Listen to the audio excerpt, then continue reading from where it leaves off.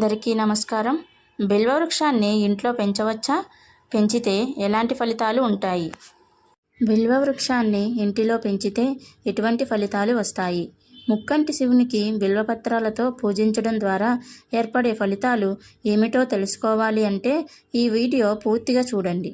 బిల్వపత్రాలలో రకాలు ఉన్నాయి.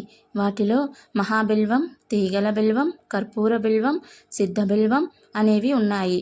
ముఖ్యంగా 3 ఆకులతో కూడిన బిల్వపత్రాలు పూజకు శ్రేష్టమైనవి.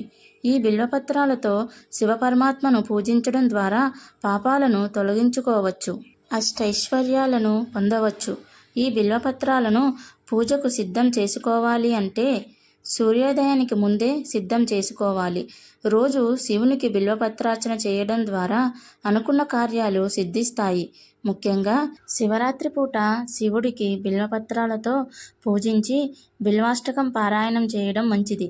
శివుడిని బిల్వపత్రాలతో పూజించిన 7 జన్మల పాపం తొలగిపోతుందని విశ్వాసం.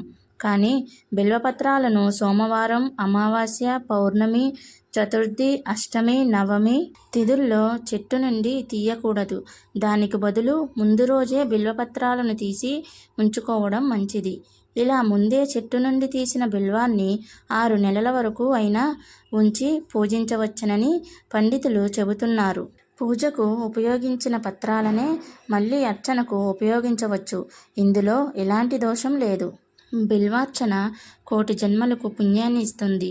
ఇంకా ఇంట్లోనే బిల్వవృక్షాన్ని పెంచడం సత్ఫలితాలను ఇస్తుంది.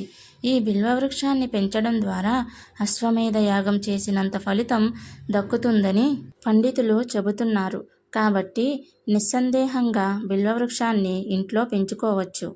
మీకు ఈ వీడియో నచ్చితే లైక్ చేసి, షేర్ చేసి, సబ్స్క్రైబ్ చేసుకోండి.